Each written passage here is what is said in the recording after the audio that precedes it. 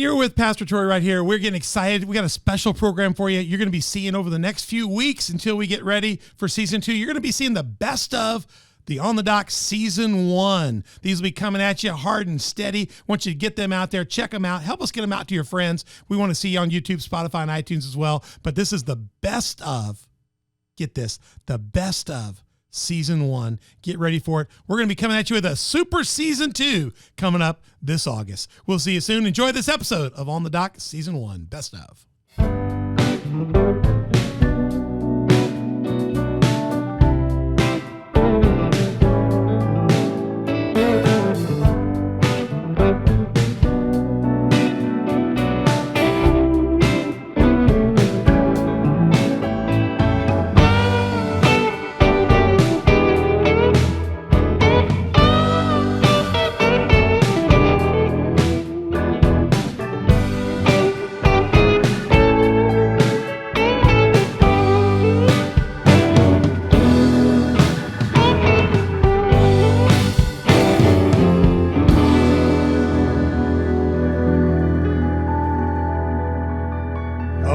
That's a little bit of tune there. You're on the dock with Pastor Troy. That song, I tell you what, I don't know. It's a little. I know it's a secular song, Brent. I don't know if your apostolic roots are coming unglued or what in there. I don't know. Oh yeah, they are. Oh yeah, baby. But let me tell you about that song. I'll tell you why that's a special song for me. That's On the Dock. It's a version of the song that gives tribute to On the Dock with Otis Redding. It is our own version, and we had Ben Ottolini, Lucas Winkler, and we had Dustin Griffin come in and record that. And the reason they did it was because it's my favorite song in the world secularly. So It Is Well With My Soul and On Christ the Solid Rock are my two favorite songs to be sung at my funeral. And this song's to be done at my funeral as well, but it's to be done gravesite. Gravesite at the gravesite. They're supposed to do all the thing, do the Lord's Prayer, and the preacher shuts up. And then the last thing they're to say is everybody can leave now, and they're to play on the dock, sitting on the dock bay with Otis Redding, 2 minutes and 36 seconds long. He recorded it in December 1967. He got to the second verse and he whistled it. If you'll remember, the whole verse is a whistle. What happened was he got done recording it. They cut the recording off. The guy said, "What happened?" He said, "I hadn't written the second verse, so I just whistled." And he said, "We got a gig in Detroit." They got on a plane, went to Detroit, died on the plane coming back in Wisconsin, and all they had was that 2 minutes and 36 seconds in the live album. It went to number 1 immediately in January of 1967, or 1967. The next month went right to number 1, and that's why it's one of the shortest number 1 songs ever, because it doesn't have a second verse, just the whistle verse. And so I've always loved that. I'm a Memphis boy. I grew up on the docks in Memphis and stuff. Grew up in Boot Hill, Missouri some years. Spent a lot of time in the cottonwood trees. That's why you see the cottonwood tree on the dock. Just feels good to me. My mom lived in Florida for years, and we went down and spent time with her. So when I'm around water and I'm around the dock, it just feels good to me. And you can sit and chat with some friends. And Otis Redding's song, "Sitting on the Dock," I know it's a little bit, it can be, I don't know. It's not a down song for me. You're just wasting time. That's okay. We're wasting a little time here in the studio talking with you guys. But here's the cool thing. At my funeral, they're supposed to play that at the end, and when the whistle verse goes, they're supposed to say, "Y'all go eat mastacholi." Troy is getting his dream. My dream is to stand before the Lord Jesus Christ and say, "Bring up Otis. I want to hear verse 2." So y'all leave, let me hear verse 2 in peace, and go on about your business. Right. Yeah, so it's the good things to come for me. That's right. So I love the fact they made this. So I'm not from Georgia. That's a Georgia song, but I'm from Memphis. So I told those guys, I know y'all Spirit-filled believers. Dustin, I want you to get in that studio. I want you to get Dirty Blues Memphis for me. And he did. He got on those keyboards and he tore it up. Those guys tore that song up. Oh, yeah. So I appreciate that. That's hey, we're all about conversations that let you enjoy yourself on this dock. But in the end, we want you to get up, get untied, and get out past that pass and get into the deep waters and do the things of God. That's right. You like that? Hey, if you're with us today, thank you for joining us. You can find us at YouTube, Spotify, iTunes, Google Podcasts, Facebook, Roku, Rumble, and Sermonette. And you can always reach out to us on our social media partners, Facebook, Instagram, Twitter, and Telegram. We'd love to have you there. And if you find us there, please hit subscribe, like, hit notify, and share. Make comments as you would, but mostly get notified so you know when we launch another cast. Every cast comes out on Tuesdays and Thursdays. We'd love to have you. We'd also love to have you as a partner of On the Dock, or you can be a sponsor. Go to our Patreon site, download the Patreon app, look us up at On the Dock with Pastor Troy, or you can find Patreon and become a partner sponsor by going to onthedock.org and click on that Patreon link. Or you can also find all of our links to all of our platforms. If you don't know how to do it, you can do it through our website. And if you have any other questions, you can always email us. Email Donna. Donna's our executive producer at info@onthedock.org. And we'd love to have that information. And we sure appreciate Lucas Winkler in here. He's working this whole series for us. He is our On the Dock director and our techno guru. So he's multitasking today. He's giving tours and everything around the whole video stuff and having to deal with us and my bad computer. Hey, I have a new computer coming, so it's going to get all better. There's going to be better soon. Hey, we're continuing in part 3 of our LifeSource Church series from the group from West Frankfort. Gosh, good leaders. And we're going to be talking about in this part 3. Go back and listen to part 1 and 2. They're just incredible. We've had to cut off some things just to say some things for a special episode. There is just some rich stuff. You want to go listen to what they're talking about. They've got a deep heart for God, the things of God, the people of God, and seeing a break in the things in our community that are holding us back. So we're going to get deeper in this, and we're going to begin to look at, in part 3, spiritual needs and issues that the church is developing now post-COVID. We talked about in part 2, getting through COVID and what that meant as a pastor. We want you to help us in this episode to do that. So I got with us again, Pastor Brent and Kara Piles from LifeSource Church. Mother Kara, welcome again on the dock. You were very chatty the last episode. You did great. Hopefully I'll continue. Yeah, you just keep it up because the next episode, part 4, is all about you. I promise you. Oh. And so you're gonna warm up your vocal cords and get going here. I'm not worried about Brent. And then Mother Beth, you got to get involved too. Mother Beth did a good job last episode, so check that out. Both these girls are they're almost off the chain. We're gonna get off the chain by the next episode. So let's get into this right now. We've got a great lineup for you.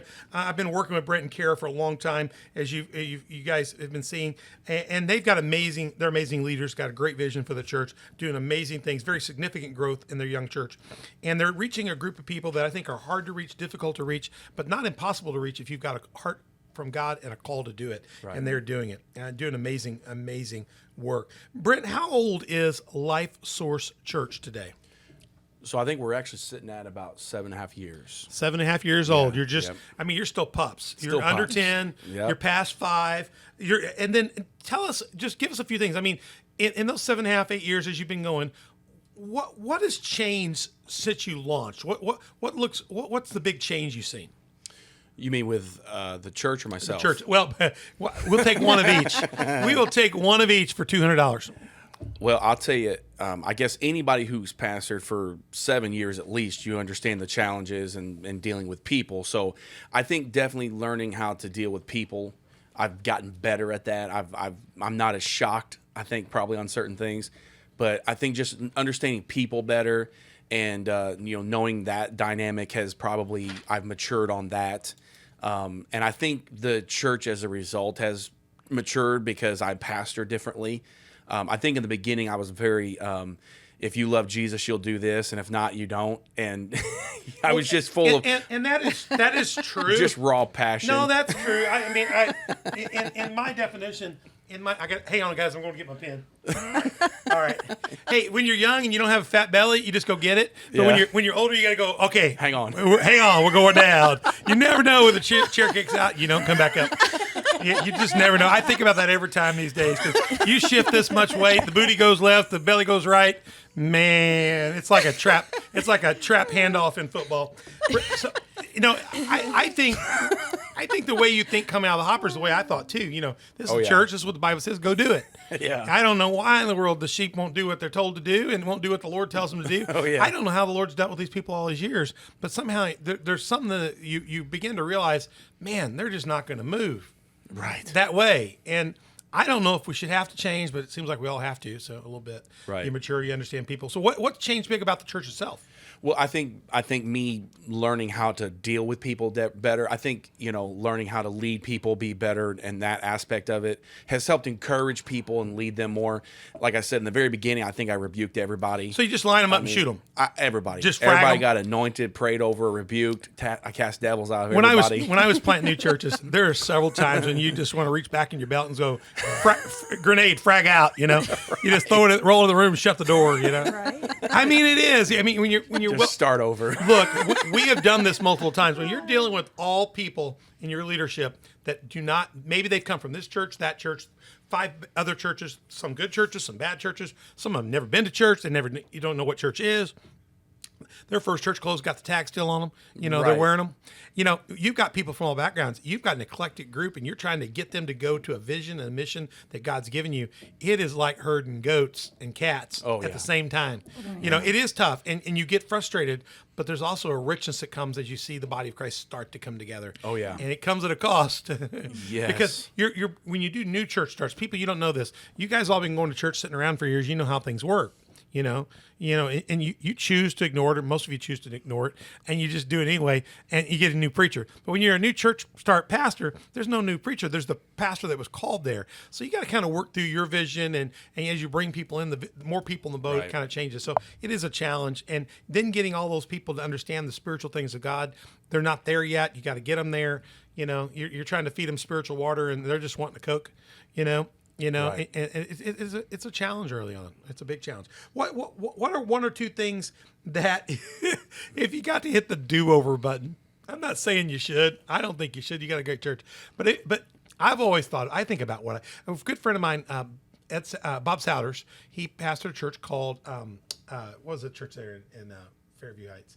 Gosh, Bellevue, St. Matthew's Methodist Church, yeah. St. Matthew's. Back in the day, back when I was younger, he built this brand new sanctuary, big, huge, massive. I mean, multi-million-dollar seats, 1,500 people sanctuary, big church, TV, studio, everything. First Sunday was Easter Sunday. Before the church service started, the Easter set, they had a beautiful Easter set. The lights caught the. They had put some. That was curtains. The curtains are the sacks that they put stuff out all the decorative. So the lights caught the curtains on fire. The fire caught the stained glass window stuff that they put on the window, and the whole church burned down before the first service. And you have the video. It was an Emmy Award winning video. One of the guys that runs their video booth grabbed a camera. He was a Channel 12 guy. He went in. The pastor was trying to put it out trying to beat it out, trying to save the church. He got Lucas. He got an Emmy for it. He got an absolute Emmy for the video shot. Pastor's trying to save his church, trying to beat the fire out. They lost the whole church. Burnt the church to the ground on Easter Sunday because they had in Belleville, they didn't have much to put out church that big, and it was Sunday and Easter Sunday, so nobody responded very fast, and so it burned down. And so guess what? They got to build the whole thing over again with the insurance money. And he said there were several things they thought they did wrong, and they fixed them all in the second build. He's the only guy I know to burn down a $5 million building to build a new one back and fix three problems. What would be those problems?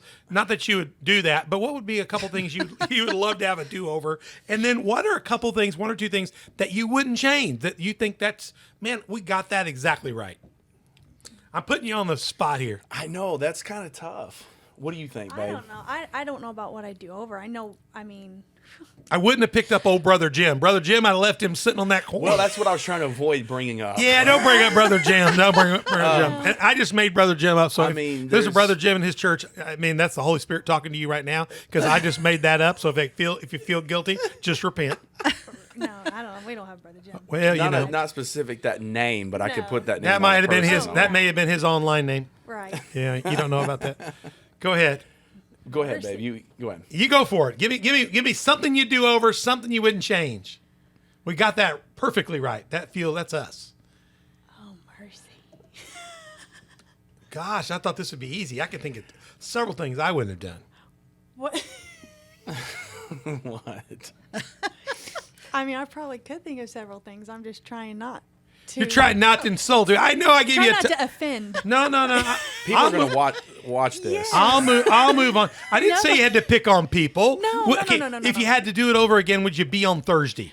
Yes. Yeah. Oh, yeah. So you wouldn't change Thursday? Yeah, No, our absolutely structure, I not. think, is perfect. Oh, I think. yeah. our Well, this isn't times- rocket science, and you say I wouldn't change that. Okay, no. The way you asked it, though.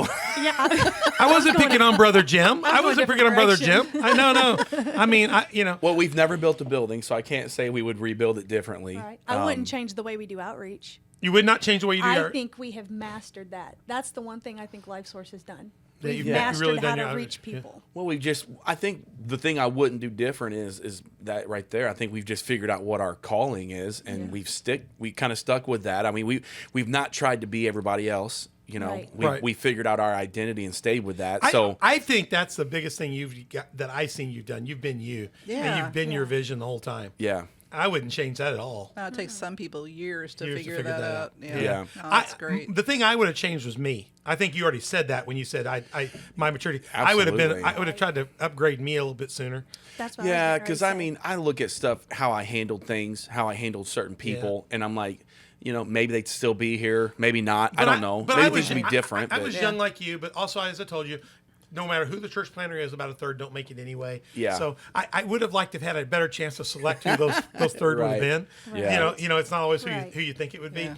But I have learned this though. You know, I think I would have been better if I had set some boundaries earlier for me, and that would have let me breathe earlier. And so I could. So when you're in that church start, you don't even feel like you have to take a day off. You can't breathe. So much I need, so much definitely agree demand. with that. You know what I mean? And people get used to you not having boundaries, so you don't Yes. later on as you start maturing, they don't know they've only known you one way. So when you start saying, "Well, I Right. need a day off and this is my time," and don't they're like, "What? Our pastor's gotten uppity." You know, our pastor, who does he think he is? I used to You've hang out changed. with him. Yeah, you won't Yeah. take my call on Monday. You put your phone on airplane mode. You know, you don't like me. No, I don't like anybody on Monday. So it's not you personally. And so I didn't learn to do that stuff early on, and I think it kept me from breathing and letting the Lord deal with me and maturing me faster. Right. Yeah. So if I would have backed up, I would have probably put better boundaries in for me Yeah. earlier. We have done a better job in the last 10 years of taking our day off. I have been terrible at it for the last 3 weeks because we're fixing to go on vacation. It's July, and we're starting this new show. I know, but I'll know that, and we're going to take 14 days off and get away. And I know how to get away now better than I used to. I just Right. Right. You saying that definitely sparks better, you know, processes for us. so, to Brother think Jim, about. you can stay. Brother Jim, you're Yes. good. You're good. You're Okay. good. You can stay. But I Move think up a couple it was, of I didn't know what to grab for, but you saying that would be probably one of the things I Yeah. wish I would have done early on, is just made more time for our family and being able to set those boundaries, because when you are a church planner, you got to be the best friend to everybody, and so you got to be their buddy. You got to always be there and be available. Well, you're their shepherd. I mean, you Yeah. are, but we're not their great shepherd. The great shepherd. Yes. I've taught on this last Sunday at our church. When you talk about the watchman on the wall, the Lord is our shepherd. He's a shepherd that doesn't need a replacement. He's always on duty. He doesn't sleep. Psalm 121. He doesn't sleep nor slumber. Right. He doesn't. He doesn't call in the hireling to watch you. He doesn't call in a second shift. Our God's foot cannot be moved. Always. He doesn't sleep.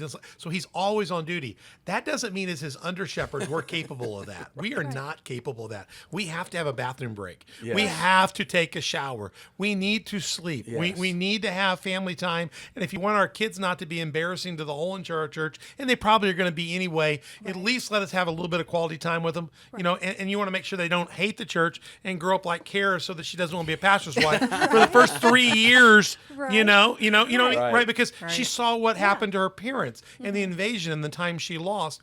And I just think, and that doesn't mean we don't see it as a good sacrifice, but there's a point in time when the sacrifice you can get it completely lost in it too. yeah. Right. And the yeah. sacrifice has no longer been it. There is a time to sacrifice. We sacrifice often on our day off, but there's Right. also a time when the sacrifice becomes self-defeating to the benefit of the future church. Right. And if I was speaking to young pastors out there today, I would do me better in that. I would try to build that time in sooner. Be smart though to be flexible with it. You don't have to be so stringent with it, but make sure when you have to, a funeral comes up, whatever, you have to go do the Monday. The person's dying in the hospital. You got Right. to go. You got to go. That's what you do. But make sure you counter that time. Hey, I'm taking Wednesday off because, people begin to see that you're human. They don't Right. see you as an idol. They Right. don't put expectations. Your church, I've watched from the beginning with Pastor's Appreciation, how they love you, how they care for you. I've been there for several secret things for you. I've kept more secrets from you that I've known about. Your church Right. does a good job at caring back for you, partly because you care so much for them. So I do think most people, if we'd set those boundaries sooner, I think our churches would embrace it that. and it would be healthy. Right. So I failed big time at that because I pastored 2 churches, went to seminary, and had a job, and there was just not much time. Right. Fortunately, Beth doesn't completely hate me. The kids just slightly hate me.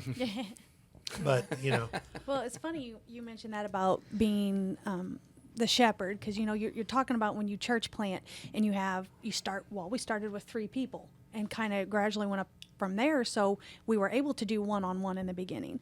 So not that it's necessarily the church motto, but I mean, it was my motto so much that I had it tattooed on me. Matthew 18:12, you know, that shepherd, if there's 99 and one wanders away, we're going to go for that one. But we always were going for that one. Right. And eventually our family just got so huge that we were spending so much time talking to everyone else and not each other and not our kids. Well, and what the solution at that point in time is, you've got to raise up other leaders that you can pass the watch off to, Right. because we aren't God. Right. And the watch has 3 shifts in it, 3 8-hour shifts. Even the shepherds had night watch, day watch, and evening watch. You know, we've got to begin to raise up people in due season to pastor that larger church and be able to hand the watch to people we trust. And that's a challenge in a new church start, because you've got young leaders, your tight budget, you know, you're trying to figure that out. And eventually after 2 years, we got away on vacation again. Start that church. It's hard to leave a week. It's very hard. And I think the Lord understands that, but there was a season that came when we said, now it's time to leave. I've got to put these people in charge. So I think duplicating yourself, getting people you can begin to trust is a challenge, but it's something you got to do quick. Right. You know, it's tough. Hey, let's we're going to continue in our conversation. We launched this, I told you, with Reverend Shane Bishop in our look at Christ Church in our pastoring in 2020 and beyond. So we're kind of continuing with some of the questions that we were giving with him that day. We're going to do this with several of the other pastors coming in. And we're really looking at the health, the future, and the work of the Church of Jesus Christ in our region. And we're trying to take some of our on-the-dot conversation and help other lead pastors like Brent and them. Brent's been through, Kara's been through. That we want to help you get an understanding what's going on, how they've handled it, how they served the church, and as we help other people get out of the shallows into the deep. So in this segment, we're going to take a look at the spiritual needs, specifically at issues of the church kind of post-COVID. Not COVID, but what's come out of it, because the church is different, I believe.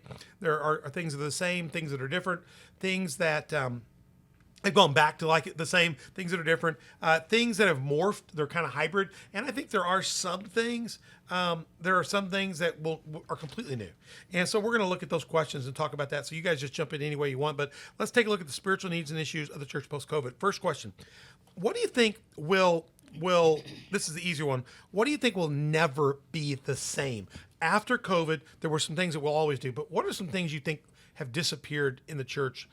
Or changes of temperament that have disappeared or changed because we've gone through COVID? In their church? Or in their church. Well, or at least for you as a pastor in your church, but you also think it's going to impact maybe other churches, but primarily your experience.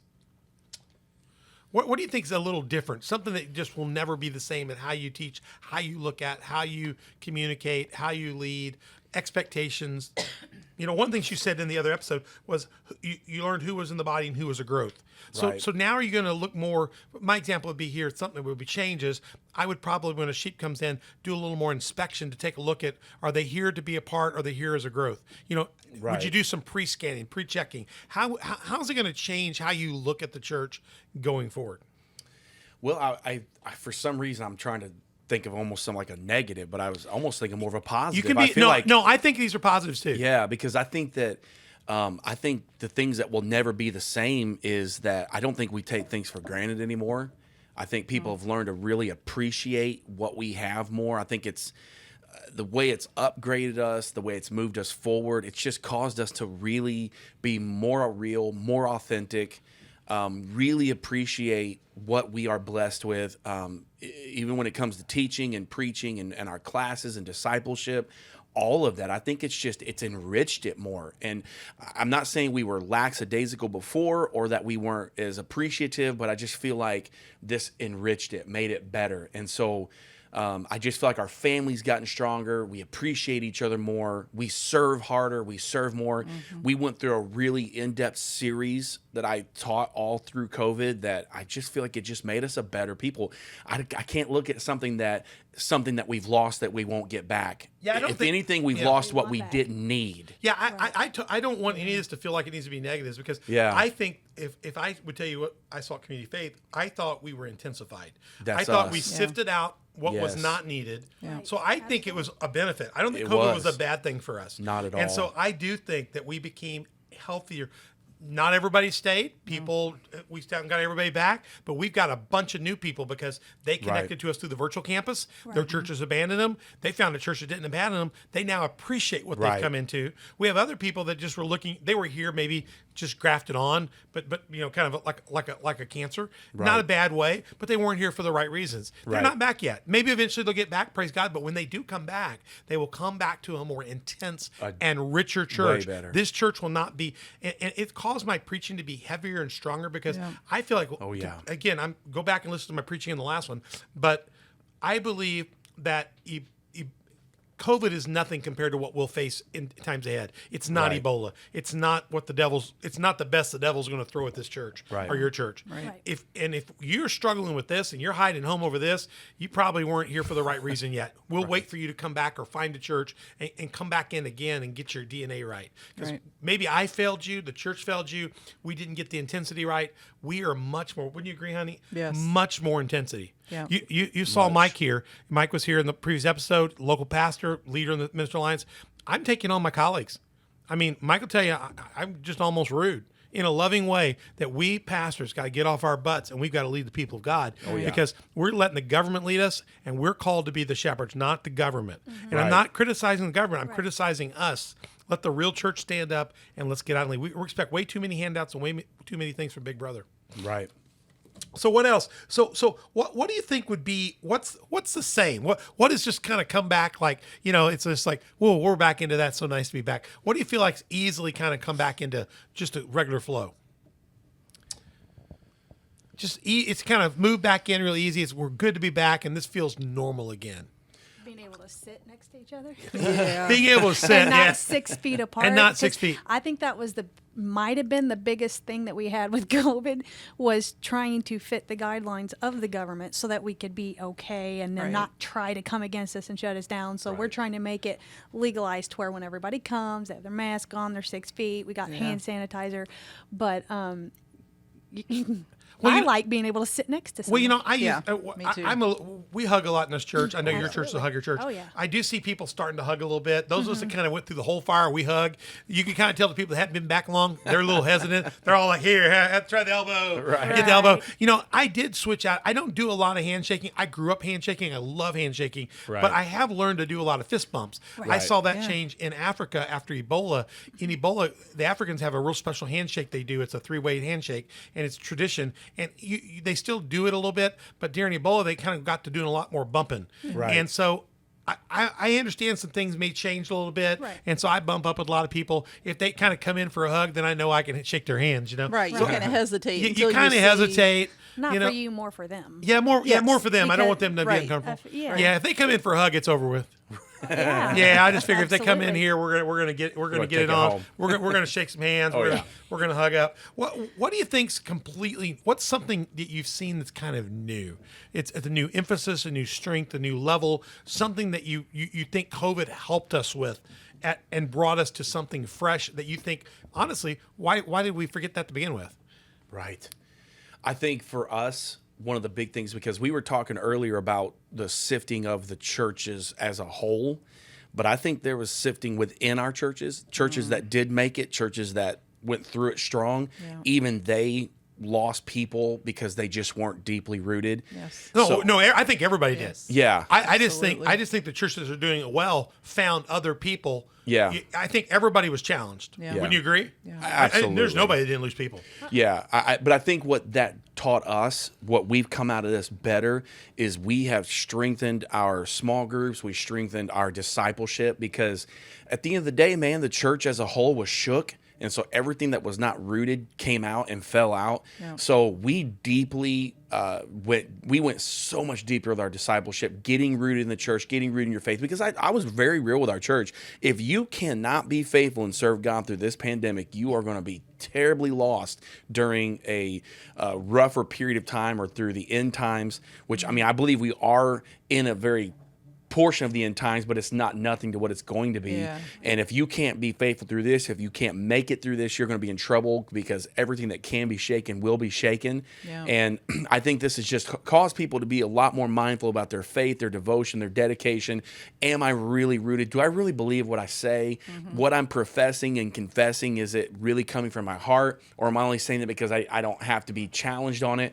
And I think that we were all challenged through the pandemic and through COVID, and it's helped us as a church to get, like you said, man, I'm preaching a lot more intense. We're teaching a lot more intense. And our discipleship and small groups, man, that's just gotten to another level because we're telling people, look what we just come through. You got to get rooted because look who's fell away. Look what's fell away. Look at the churches that have not even recovered. And it's not even that they're not going to. They've completely ceased to exist. Right. Churches are never that will never open back up because they weren't rooted before this happened. Absolutely. And so it's enriched our discipleship teaching to get rooted in God because you don't know what's going to happen. You don't know what's going to come. And if you don't fix it during a pandemic, man, you have had to prepare yourself for this. Right. And that's what I feel like at the end of the day, it's revealed, it's exposed that those who were prepared, those who weren't. But now that we've come through the pandemic, we're getting a lot more prepared. We're getting better at things. We're getting stronger at things. We're getting more mindful of stuff that we just should have probably from the beginning that we weren't. And I think it's almost like one of those things, well, you're coming to church, you're good. Man, you Right. can be faithful to church every Sunday, but not be there. You can be there, but not be there. And that's what we're really just getting more mindful of, is just getting people rooted. Man, that's good. I want to ask you, and I want to ask you one question here, and it's good. I'm writing as fast as I can with him because he is really on a line here. Everything that was not rooted came out, Right. and you said everything that can be shaken will be shaken. Right. Give me a scripture for that. You got a text for that? That's from the Bible right there. No, I want the text though. The exact. geez. But before you leave this building, I want a text on one of those. You on the spot. No. You don't have to do it now. I just want for you to leave because I wrote enough here to be my sermon next week. And I don't want to have to actually go find that text. And I know they're right out of the Word. And I've written enough here. And I just want to tell you right now, Brent, don't use that language anytime recently because people are going to think you're plagiarizing me because I'm going to preach what you've just said Right. regularly for several weeks now. Right. So on Sunday, this sermon's going to come out of this church. I'm not going to quote you. I'm not going to. No, I might give you a little. completely steal it. I might throw you a little. I mean, I heard a preacher somewhere up the road, something like that. Right. But if you just give me the text, I won't have to I'll hook you I up. won't even have to use my dictionary or anything like that. Look it up. I'll just be ready to jump in the pulpit. I'll hook you up. I got a I'll get wedding it this for you. week. I want to come back and just throw this up. There you go. Yeah. So Lucas, Lucas is our creative arts person here. Lucas, you just have that scripture ready to go in the booth on Sunday. I'm going to the message is going to be everything that was not rooted came out. And the invitation is going to be everything that can be shaken will be shaken. Get up here and let us shake you. Right. We're going to shake you for the invitation day. Sister so-and-so going to shake you. Brother so-and-so. I'm going to get big deacons up there. Yes. I got a big bouncer. I got one of my head of security, Mr. Peterson. We'll put him up there. He's big Marine. You've got this. Yeah, we got this. I'm stealing this. This is really good. yours. Please, people, go back and listen to what he's saying there because what he's saying is, you cannot serve God. If you can't serve God through this pandemic, how are you going to be faithful and serve God as we face greater pressures? Yes. The Bible is very clear that there's going to be more things and more panics and more turmoil. Oh, yeah. And if you can't do that, and you cannot fix it. I like what he said. Brent, you said this real. You cannot fix it in a pandemic. And I'm going to say this. You can't fix a problem in the battle, and you're not going to fix it in the Battle of Armageddon. Right. That's for sure. Man. The Battle of Armageddon, you're not going to have time to back up and fix it. The Lord's already going to be on a horse and riding, and those who are with him will be up in the air with him Right. riding. So you need to get your stuff together now.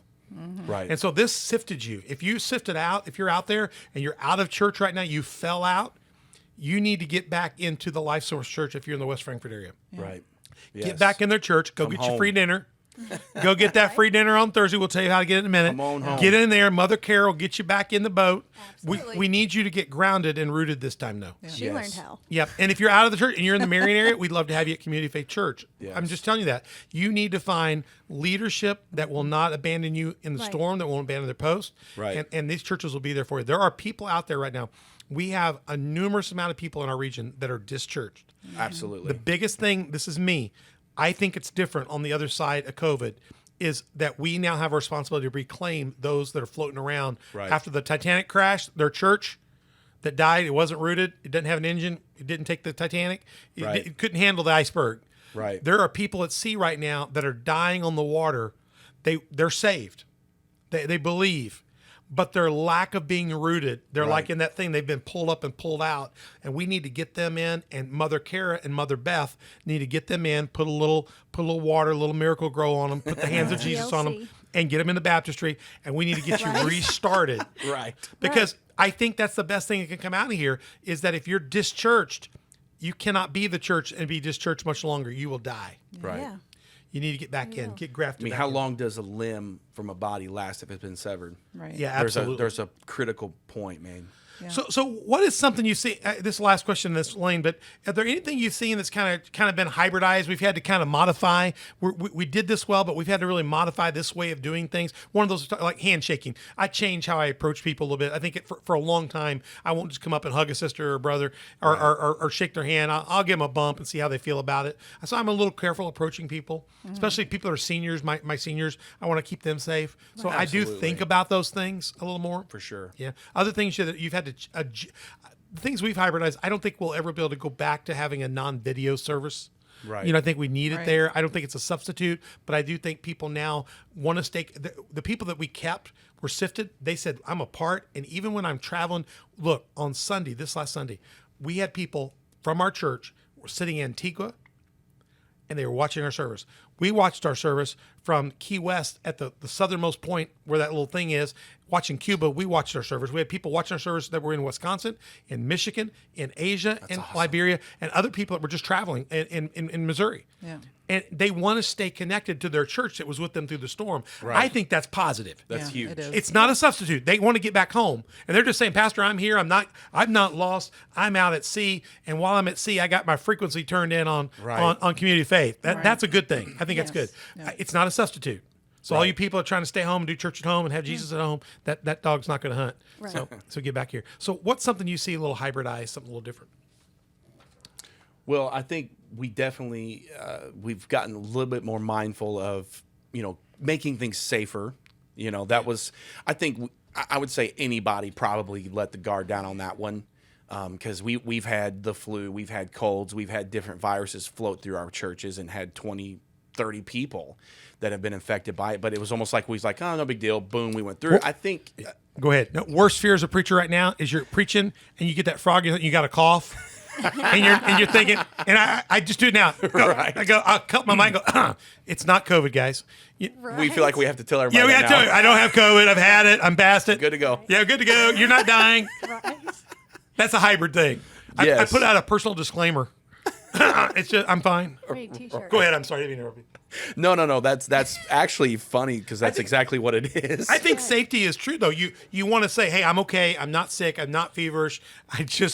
I've spoke too much this week, Right. I got a little allergy. You got a new cat, So, Right. Yeah, I think safety is a big issue. It'll be a while before the church changes his mind on that. Yeah, and we really need to be safer. I think that as a rule, just need to be safer, and it helped us do that because we realized how unsafe we did.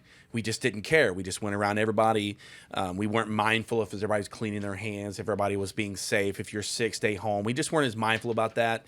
So I think we've gotten better at that, and I don't want to go back on that. I want to stay mindful of just being as precautious as possible, but I don't want to compromise our mission in the process of it either. So I think that part we got better. And like I said, on the spiritual aspect of it, we just got better at discipleship. And working closely with getting people rooted. And I don't want to go back on that. I want to stay strong on that. I want to keep pushing people to get rooted because if it's not a pandemic, it's going to be your personal pandemic that you went through because every little wind that blows through should not knock you over. Right. Every situation you go through should not be a do or die. Am I going to stay in the church? I mean, Paul said it in Philippians 4, I've learned the secret in life, and that's just being content in Jesus. So whether I'm well-fed or not, rich or poor, in prison or free, hungry or whatever, he said, I've just learned to be content. And I think that he was really speaking more about being rooted in Christ, that no matter what I go through, it does not affect me. I'm staying, rooted. And I think that's what we are really heavily focusing on right now. I think That's that is really good. Yeah, I think that's very That's powerful. really good. That's good. Yeah. And I think to me, that is I think Beth knows this. We redesigned how we're teaching on Wednesday night, the intensity level of it. We had meetings about it. I told people we're now doing Community 2.0. We're going to hold each other more accountable for our actions. Yeah. And I do think it's strengthened our church.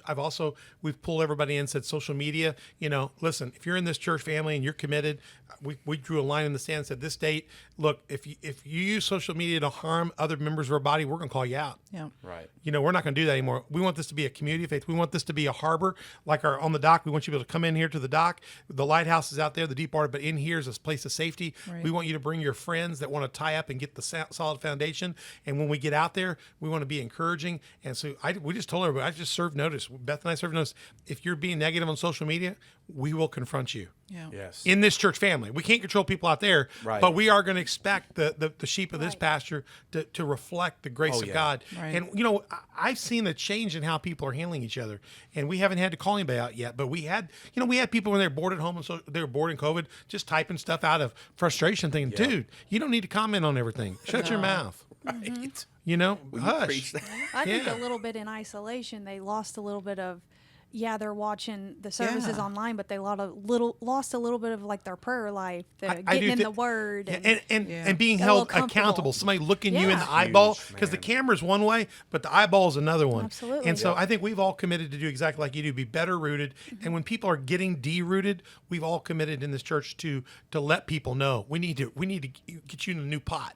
Yeah. Maybe you just got transplanted. Occasionally, you outgrow your pot, and you're just gonna be. We're Right. gonna get you. You need to step up, or you need some coaching, some mentoring, some care. I think your whole concept of better at discipleship, so that we get better people rooted, is great. And I do think one of the best. It's probably the best thing I've heard mentioned, honestly, is the safety factor. I think we all have changed a bit on that, and just taking care, especially of our older members, making sure that we care for them and provide for them as well. There's been some great things. We're gonna pull out of this, and we're gonna come back in the next episode. It is gonna be just the barn burner of the episode. It's going to be look here. Here's the title of it. It is part 4, Through the Eyes of the One Closest. Oh, Wait, what? Is that right? No. I haven't misspelled wrong. Yes. I hate it when I do that. I'll fix it for the next episode. So, is it got to have a T on the end? Yes. Yeah. Yeah. I didn't feel right. I did it. didn't feel right. I do my own graphics. Closest. Yeah. I knew it. Thought it had to have a T on it. The bad part about when you misspell something that's right, it doesn't spell check it. So through the eyes of the one closest, we'll do that in the next episode. Add a T to it, and that is we're going to find out what Mother Kara and Mother Beth what they think about being stuck with their husbands as pastors, and we're going to find out what they're learning and growing. So if you're out there want to start some gossip now, this will be the episode to listen to. Yeah, it'll be the episode to listen to. Check it out. Hey, thanks for joining us, guys. Thanks for being in the studio with us, guys. Absolutely. We're going to keep this going on in part 4. Don't miss it, and we'll find out about the one closest. Yes, so join us at onthedoc.org. Find out more about us. info@onthedoc.org is our email address. So email us at info@onthedoc.org or check us out at www.onthedoc.org. Check us out. Get on our platforms. Find us at YouTube, Spotify, iTunes, Google Podcasts, Facebook, Roku, Rumble, and Sermonet. And we'd love to hear your comments. You can correct my spelling if you want. Just put that. I won't consider that a negative thing. You can do that on Facebook, Instagram, Twitter, or Telegram. You can go, "What's wrong with you? You can't spell closest." I messed up. It was all me. And you can, hey, when you do it, if you're going to critique us, at least subscribe, hit like, hit notify, and share our stuff. And more than that, become a Patreon sponsor or partner with us. We'd love to have you. And we'd love to have you if you don't have a church home. You just want to get rooted back. Get rooted at Community Faith Church. We'd love to have you Sundays, 10 o'clock sharp. Come on out, 10 o'clock sharp. We have coffee. I think we're starting to have it again. Wednesday, 6:30. We'd love to have you if you haven't. Not in the area, you'd like to check us out at www.coftv.com. That's our online platform. You can find our other links to our Facebook and YouTube page there. And we'd love to have you out live at 10 o'clock on Sundays. Brent, if they're up in your territory, up in the West Frankfort region, tell us about your church stuff. Yes, we're LifeSource Church, 1011 East 6th Street in West Frankfort, Illinois. We've got Sundays at 11:30. That's worship and word. You can come early from 9 to 11. That's our free cafe. There's always donuts, pastries in there, free coffee. And then, of course, Thursdays at 7 o'clock. That's our worship and word. It's just like a Sunday. It's all full of power. And we have a free meal from 5 to 6:30. It's a free hot meal. It's a full meal, so you don't have to worry about trying to eat dinner before you come. You can come and eat and have a really awesome service around some really great people. It's not some light sandwich where you're going to get hungry in the middle of the preaching. You're going to be full all the way. You get full spiritually, full physically. Yes. Yeah. So get up there to LifeSource Church. We'd love to see you up there, Community Faith Church. We'd love to have you. I hope you're enjoying this LifeSource Church series. It's a great series. You guys have been great to have in the studios. Thank you guys so much. And for you out there, thank you for joining us at On the Dock. We'd love to have you. Keep watching with us. There's going to be much more in this series, and there's so many other good things you can check out. Check out our podcast. We'd love to have you. We sure love you here at On the Dock.